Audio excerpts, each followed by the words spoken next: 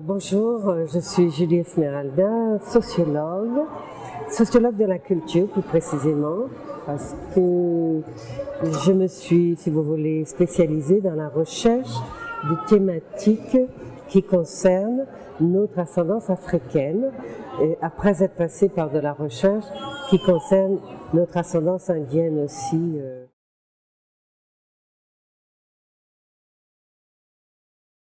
Alors, oui, je suis docteur en sociologie de l'Université de Paris 7 et j'ai eu donc un doctorat qui a porté sur, j'ai travaillé sur le thème de l'identité composite de la population martiniquaise, donc une étude comparative sur les trois groupes qui sont en présence, les Noirs, les Indiens, donc venus de l'Inde, et les blancs descendants de colons. Voilà, ça a été ça le travail de thèse que j'ai mené dans les années 90 pour avoir ce titre de docteur. Et j'ai ensuite enseigné à l'université en Allemagne, dans une université qui formait, où j'ai enseigné un peu l'ethnologie de l'altérité. J'ai travaillé en France à l'université de Marburg-Strasbourg, où j'ai enseigné la sociologie au département de sociologie de cette université pendant un certain nombre d'années, 6 ans. Et puis je suis rentrée à la Martinique parce que mes recherches me prédisposaient à enseigner à un public qui s'intéressait à mes thématiques de recherche.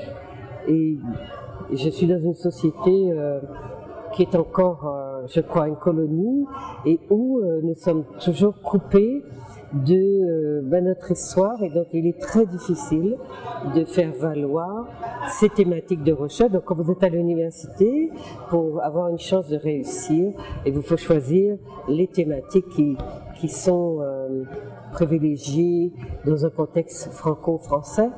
Et donc c'est difficile d'assumer ces recherches-là parce que les laboratoires de recherche ne les financent pas, mais ils ont le mérite d'exister parce que ce sont des travaux que je fais en tant qu'universitaire.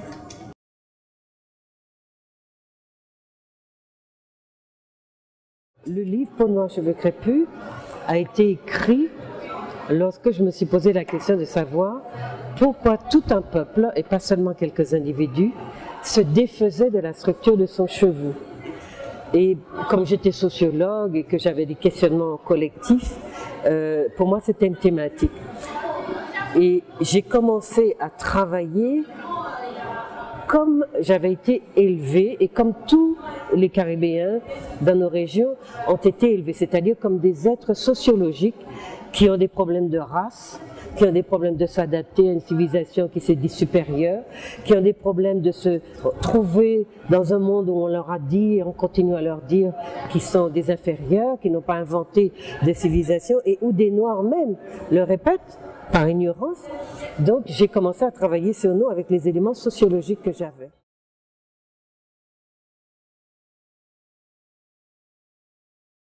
Je me suis trouvée face à un mur. Je ne savais pas comment aller plus loin dans cette problématique du défrisage parce qu'au fond, là où on avait coupé le cordon, eh bien, on avait arrêté la connexion et on avait arrêté l'irrigation, on avait arrêté. Donc on devenait des espèces d'êtres stériles qui croyaient idiotement que on était né une nouvelle race de personnes, née de la cale d'un bateau négrier et qui avait tout oublié de la sauvagerie de l'Afrique, parce que grâce à l'esclavage, qui est le transatlantique, qui est le système le plus barbare qu'on ait connu ces derniers siècles, grâce à ce système tout barbare qu'il est, eh bien nous avions perdu, nous avions acquis une forme d'humanité. Parce que nous avions quitté l'Afrique barbare. Et je me suis rendu compte que je ne pouvais pas aller plus loin, parce qu'au fond, l'essentiel de ce qui nous aurait donné des explications sur ce que nous sommes, eh bien on nous en avait privé. Et du coup, je suis restée à ce travail-là, à son niveau basique, jusqu'au jour où je me suis dit, mais que faisaient les Africains de leurs cheveux? Et ça a été ça le déclic. Et par cette réflexion seulement, je nous ai reconnectés à l'Afrique. Et c'était vraiment comme un cordon qu'on renouait. Et à partir de là, non seulement j'ai compris qu'on était dans une autre dimension, que ça donnait du sens à nos vies, mais que ça nous permettait de tout expliquer.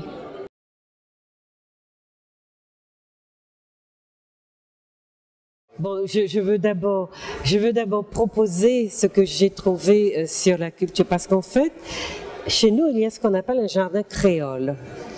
Et moi, je sais que le mot créole, c'est une construction de la France et que ça ne traduit pas de réalité anthropologique. Donc, j'ai commencé à travailler sur d'abord l'existence d'une paysannerie à la Martinique et c'est la Guadeloupe aussi, et sur ce qui se cachait derrière ce mot.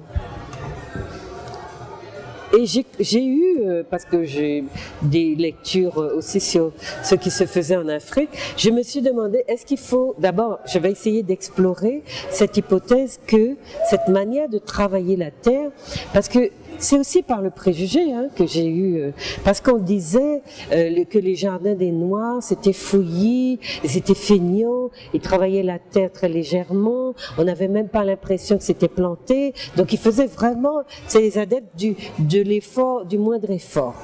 Et je me suis dit, comment un peuple qui est aussi vieux peut être dans le moindre effort et faire des jardins qui n'ont pas de, voilà, qui paraissent peu travaillés, etc. Et puis tout d'un coup, la mode des jardins dits créoles est arrivée et tout le monde dit il faut faire léger, il faut faire de la jachère, il faut faire que ça soit naturel. Et toute la sauvagerie qu'on a prêtée à la culture africaine, elle était tout d'un coup en train d'être rebonifiée, sauf qu'on ne l'attribuait plus à l'Afrique. On l'attribuait à quelque chose que de l'ordre d'une créolité. Je me suis dit tiens, mais c'est pas normal. Enfin, c'est pas normal.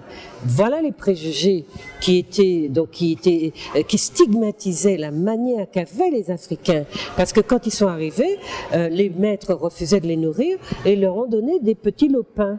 Et comment ils les ont travaillés? Ils les ont travaillés à l'africaine. Ça, il fallait le savoir. Et parce qu'il y avait le jardin des Européens aussi.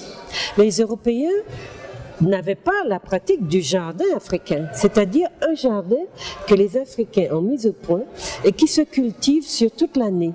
Les Européens avaient la pratique du jardin qu'on travaillait quand il faisait beau, qu'on arrêtait parce que le froid gelait le sol et qu'on ne pouvait plus rien faire. Donc c'est chez les Noirs que les Européens ont appris la culture d'un jardin, ceux qui se sont installés dans les pays chauds, la culture d'un jardin qui s'inscrit dans l'année. Et qu'est-ce qu'avaient fait les Africains? Ben, ils avaient découvert que pour qu'ils aient des cultures toute l'année, eh bien, il fallait mélanger les genres. Et le jardin qui donnait aux Européens, qui avaient l'habitude des formes carrées et géométriques bien ordonnées, même dans les champs de canne, les champs de bananes, vous le voyez, eh bien, le jardin africain, c'était un jardin qui, pour les yeux européens, était un jardin du désordre, de la fainéantise et du mauvais soin.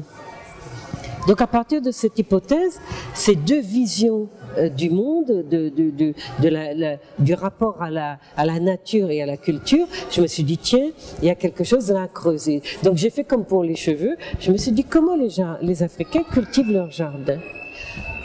Bon, j'ai pas eu besoin de beaucoup de temps. J'ai trouvé que le jardin que faisaient nos gens et qu'on avait tellement stigmatisé était un jardin africain. C'est-à-dire que c'est pas un jardin qui a des formes géométriques, il a des formes arrondies. Tout y est parce que pendant toute l'année, l'Africain a besoin de se nourrir. Et donc, il a mis, en même temps qu'il mettait des grands, des petits, etc., il a développé une forme de culture par palier. Donc, vous aviez des plantes plus grandes qui venaient protéger des plantes plus basses, qui étaient plus fragiles, etc. Et dans le jardin, il avait fait en sorte qu'il y ait des herbes herbicides. Donc, il n'avait pas besoin de pesticides et de ceci et de cela. Il a donc travaillé un modèle qui est complètement génial et qu'aujourd'hui, on développe y compris ici, j'entends des émissions en France sur les privés qui ont des petits jardins, etc. Et donc la jachère, cette forme de culture qui permet au sol de ne pas être exploité, abîmé, fatigué, etc. Et j'étais extrêmement heureuse d'avoir découvert ce phénomène. Alors après, il fallait comprendre comment, sur ce mode-là, les Noirs vivaient. Donc je suis allée chercher, puisque le coup de main, les sous-sous comme on dit, etc., ce sont des pratiques qui sont très très courantes.